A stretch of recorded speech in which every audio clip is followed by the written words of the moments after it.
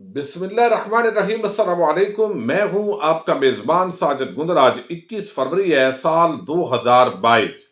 جہانگیر ترین اور وزیر اعظم عمران خان کے درمیان عام پیش رفت سامنے آئی ہے۔ جہانگیر ترین گروپ کے ترجمان نے ایک ایسا بیان دیا ہے جس نے بازی کو پلٹ کر رکھ دیا ہے۔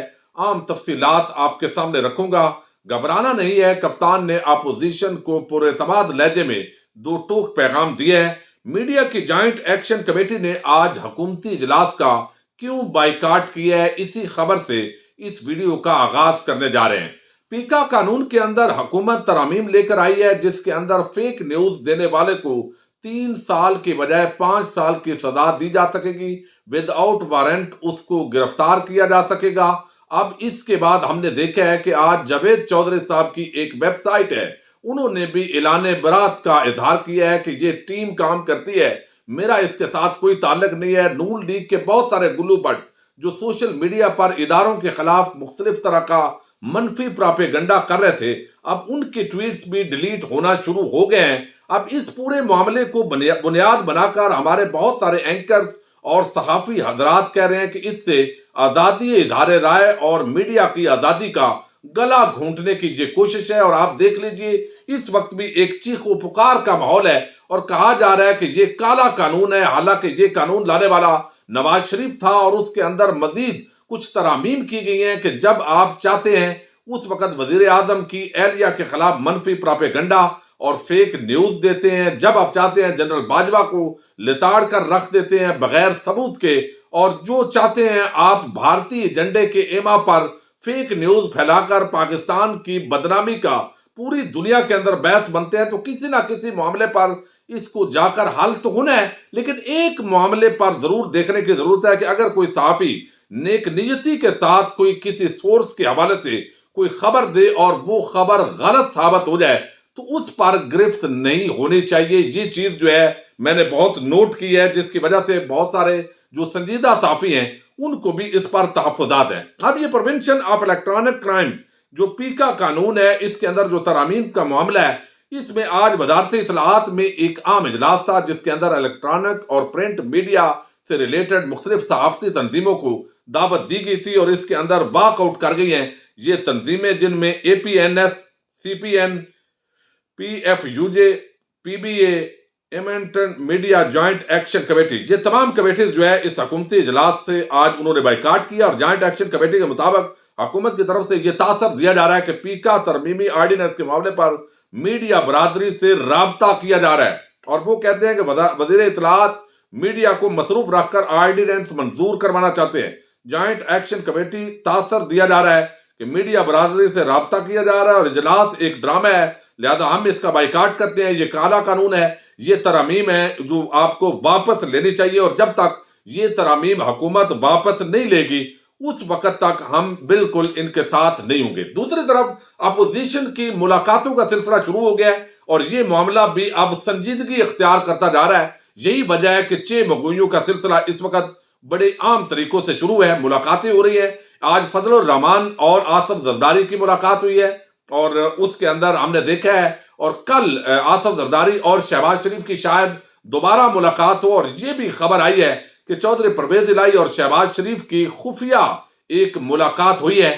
تو جب اس طرح کی ملاقاتوں کا سلسلہ ہو اور خاص طور پر اتحادی اس موقع کا فائدہ اٹھا کر بلیک میلنگ کی کوشش کرے، وزارتیں مانگنا شروع کر دے، جیسے باپ پارٹی نے اپنا ایک اجلاس کیا اور اب وہ اپنا وزیر سلیکٹ کرنے کی آپس کے اندر کوشش کر رہے ہیں کہ کون ہمارا وزیر ہوگا، تو ان خاص مواقع پر ایم کیو ایم اور دیگر جماعتیں آپ کو نظر آ رہی ہیں وہ بھی اپنا قد کاٹ بڑھانے کی کوشش کر رہی ہیں۔ لیکن جس پر سب سے زیادہ نظریں اس وقت جمی ہیں وہ جہانگیر ترین گروپ ہے۔ جہانگیر ترین گروپ کے حوالے سے ایک میرے منصور نے خبر دی کہ وہ اب طے ہو گیا ہے اور بات وہاں تک چلی گئی ہے جہاں تک پہنچنے کا گمان بھی نہیں تھا، یعنی اب باقاعدہ فری ہینڈ دے دیا ہے جہانگیر ترین نے شہباز شریف کو کہ ہمارے ووٹ تو پکے آپ کے ساتھ ہیں، لہذا باقی آپ چیزوں کو مینج کریں۔ اب یہ بھی خبریں اس کے ساتھ ہی آنا شروع ہو گئی ہیں کہ وزیر اعظم عمران خان جب رشیا کے دورے پر 23 اور 24 فروری کو جا رہے ہیں، اسی دوران اپوزیشن کی طرف سے تحریک عدم اعتماد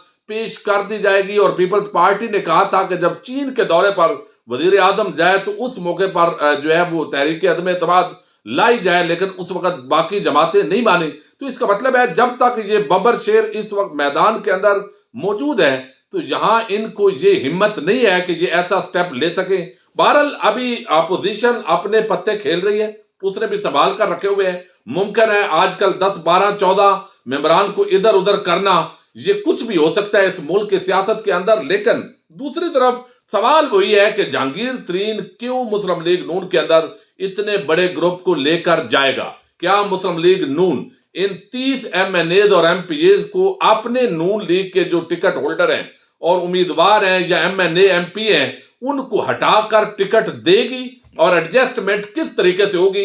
یہ وہ سوال ہے جس کا کسی کے پاس بھی جواب اس وقت موجود نہیں ہے. ہاں ایک تیسرا راستہ ضرور ہے کہ جہانگیر ترین اور کاف لیگ اور کچھ ایسے آپس کے اندر مل کر ایک تیسری قوت کے طور پر یہ نمودار ہوں. لیکن کاف لیگ بھی کیوں اتحاد سے نکلے گی؟ ممکن ہے اگلی جو ٹنیور ہے اس کے اندر بھی اتحاد ہو اور پی ٹی آئی ان کے مقابلے میں بندے کھڑے نہ کرے.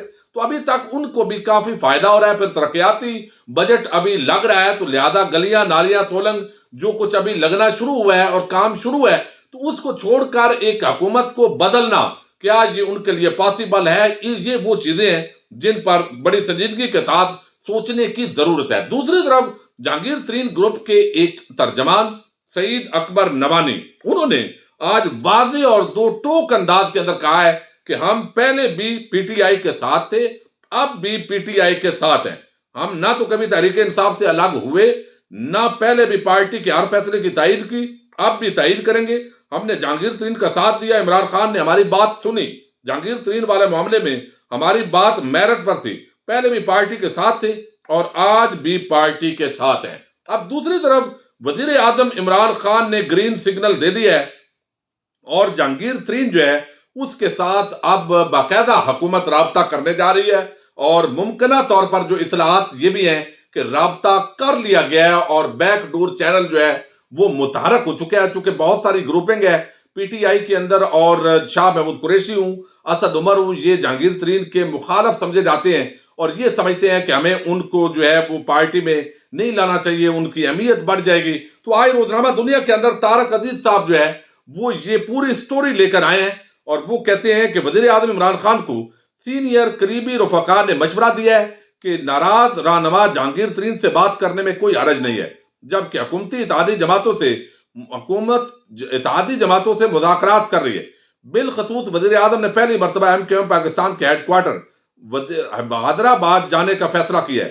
تو جہانگیر ترین سے بات کرنے اور انہیں منانے کو انا کا مسئلہ نہیں بنانا چاہیے. اپنے عام مگر ناراض رہنما سے مذاکرات کے دروازے بند کر کے انہیں باقاعدہ علیحدگی کا جواز مہیا نہیں کرنا چاہیے، بلکہ بات چیت کر کے جہانگیر ترین کو انگیج کیا جائے. اس کے باوجود بغاوت کرتے ہیں تو الزام تحریک کی قیادت پر نہیں آئے گا. رپورٹ کے مطابق حکمران جماعت تحریک انصاف میں جہانگیر ترین کے حوالے سے دو آراء سامنے آئی ہیں. اول، ان سے صلح کر لی جائے جس کا آغاز حکومت اپنا ایک وفد بھیج کر کرے. دوم، یہ تجویز سامنے آئی ہے کہ وہ بغاوت کر چکے ہیں، اپوزیشن جماعتوں نون لیگ پیپلز پارٹی سے کھلے عام ملاقاتیں کر رہے ہیں. کسی حد تک یہ اطلاعات بھی موجود ہیں کہ انہوں نے وزیر اعظم کے خلاف تحریک عدم اعتماد حکومت مخالف طاقتوں کا ساتھ دینے کا فیصلہ کیا ہے. تو اس صورتحال میں ترین سے بات کرنے کا کوئی فائدہ نہیں ہوگا، بلکہ ان کی اہمیت میں مزید اضافہ ہوگا اور وہ اپوزیشن سے بہتر پوزیشن میں ڈیل کر سکیں گے. لہذا جہانگیر خان ترین سے بات نہیں کرنی چاہیے، بلکہ انہیں کاؤنٹر کرنے کے لیے پیشگی ہم خیال گروپ کے خلاف پارٹی ڈسپلن کی خلاف ورزی پر کارروائی شروع کر دینی چاہیے. آگے بڑی عام بات ہے، وہ کہتے ہیں کہ وزیر اعظم نے دونوں تجاویز پر غور شروع کر دیا ہے اور وزیر اعظم رواں ہفتے دورہ روس کے بعد حتمی فیصلہ کریں گے. تحریک انصاف میں ایک مؤثر اور مضبوط دھڑا جس میں اسد عمر، شاہ محمود قریشی اور دیگر شامل ہیں، وہ جہانگیر ترین سے رابطہ اور بات کرنے کے سخت مخالف ہیں. وفاقی وزیر پرویز خٹک اور دیگر سنجیدہ رہنما اس حق میں ہے کہ جہانگیر ترین سے بات کر کے انہیں راضی کر لیا جائے تو حکومت کی مشکلات کے اندر کمی واقع ہو جائے گی. تو یقینی طور پر تحریک انصاف کو بیرونی جو اپوزیشن ہے اور باقی جماعتوں نے پہلے بھی اتنا نقصان نہیں پہنچایا جتنا تحریک انصاف کی اپنی گروپنگ جو ہے اس نے یہ نقصان پہنچایا ہے. اب جہانگیر ترین جو ہے اگر ان کو ساتھ حکومت رابطہ کرے، وزیر اعظم عمران خان کے حوالے سے اگر وہ کلیئر ہو جائیں کہ ان کو اگلے الیکشن کے اندر جو 7 لوگ ہیں ان کو ٹکٹ بھی ملیں گے اور ان کی عزت جو ہے وہ بحال ہو جائے گی۔ اور اب تک جو اطلاعات ذرائع دعویٰ کر رہے ہیں کہ جہانگیر ترین سے رابطہ شروع کر دیا گیا ہے، اور اس وقت جو وہ سیکنڈ لائن لیڈرشپ ہے وہ باقاعدہ رابطے کے اندر ہے، اور اپوزیشن جماعتیں جس طریقے سے تاثر دینے کی کوشش کر رہی ہیں وہ آلریڈی چونکہ ان کے ترجمان نے اظہار خیال کر دیا ہے۔ اب دوسری بات یہ بھی آئی ہے کہ اگر جہانگیر ترین فرد محال وہ شہباز شریف یا مسلم لیگ نون کے ساتھ مل جاتے ہیں تو پھر جہانگیر ترین گروپ بھی ٹوٹ جائے گا، اور ان میں سے بھی بڑی تعداد کے اندر جو لوگ ہیں وہ حکومت کے ساتھ یعنی پی ٹی آئی کے ساتھ شامل ہو جائیں گے، اور ان کے خلاف پھر وہ ڈسپلنری ایکشن بھی نہیں ہوگا، اور جو جہانگیر ترین کے ساتھ یہ سارے لوگ پھر برقرار نہیں رہیں گے۔ بہرحال اس حوالے سے ڈیولپمنٹس ہو رہی ہیں۔ یقینی طور پر پی ٹی آئی کے چیئرمین عمران خان اس معاملے میں بہتر فیصلہ کر سکتے ہیں کہ اصل کون سا ایسے معاملات ہیں جس کی وجہ سے جہانگیر ترین سے رابطہ نہیں ہو رہا۔ بہرحال اگر حکومتی لائن جو ہے وہ لیڈرشپ رابطہ کرے گی تو یقینی طور پر برف پگھلنا شروع ہو چکی ہے، اور اس کے بعد جو ہے وہ بہتری آئے گی، اور اپوزیشن کی جو یہ پوری موومنٹ ہے جہانگیر ترین کے گروپ کی دوبارہ ایک اجتماعی جو وہاں اعلان ہے جہانگیر ترین کا، اس سے یہ پورا غبارہ پھٹ سکتا ہے۔ ورنہ جس طرح کا ایک اوورآل سینیریو بنانے کی کوشش کی جا رہی ہے تو تحریک عدم اعتماد جو ہے وہ پیش ہوگی، اور وزیر اعظم عمران خان اپنے طور پر بڑے کانفیڈنٹ ہیں کہ مجھے کوئی مسئلہ نہیں ہے، اور آج انہوں نے پیغام بھی دیا ہے کہ بالکل اپوزیشن آپ نے گھبرانا نہیں ہے۔ اس کا مطلب ہے کہ وہ بالکل پورے اعتماد ہے، اور دیکھتے ہیں کہ آگے آنے والے چند دن انتہائی عام ہیں۔ اپنے میزبان ساجد گندر کو نیکسٹ ویڈیو تک کے لیے اجازت دیجیے۔ اللہ حافظ۔